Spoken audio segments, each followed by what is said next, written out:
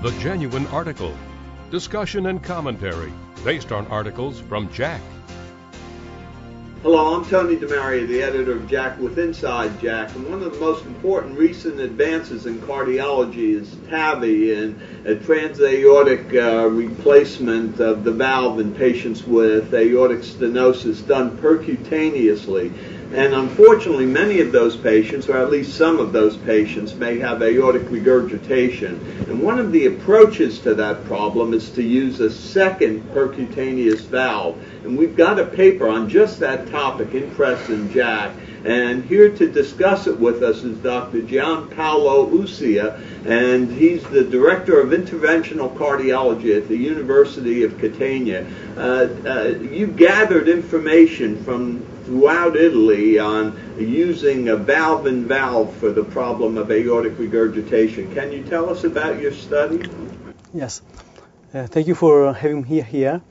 Now, our paper is based on the Italian core valve registry, which collected more than 600 patients treated with core valve for degenerative aortic stenosis at high risk for cardiac surgery.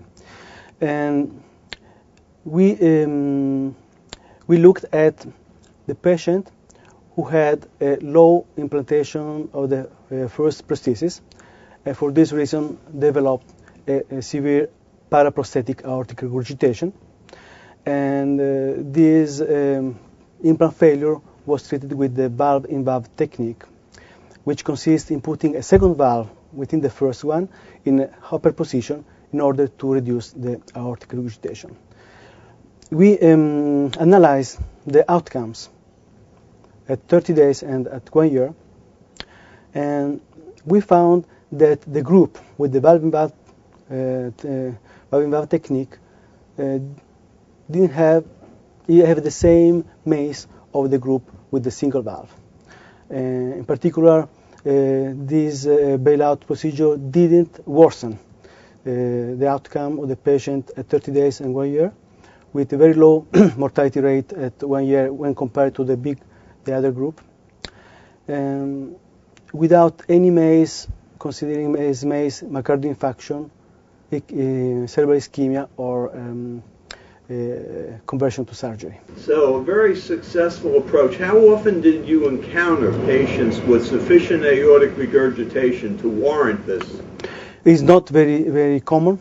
In this registry, the percentage of patients treated in this way were 3.6, so were 24 patients, about 660 patients.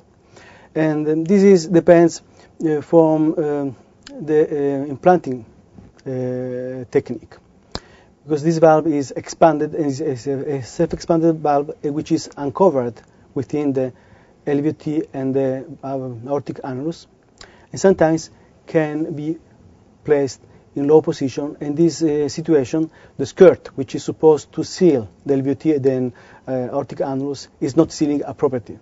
So there is some regurgitation on the side of the prosthesis. So relatively uncommon. And the valve-in-valve procedure, of course, is applicable even to typically surgically implanted bioprostheses that ultimately degenerate. Do you have any experience with that? This is not a very important indication which is coming out in our clinical practice, because the core valve, also the other balloon expandable valve, were not at the beginning planned for using in the bioprosthesis, but now, because this patient very often we have high surgical risk, we are treating with putting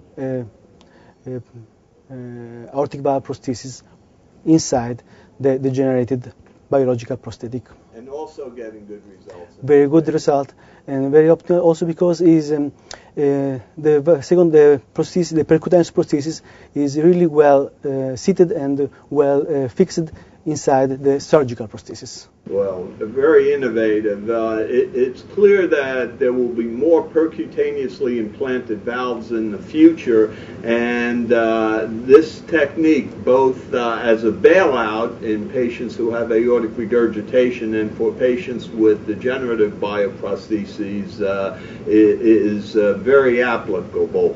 For Inside JACC, I'm Tony DeMaria.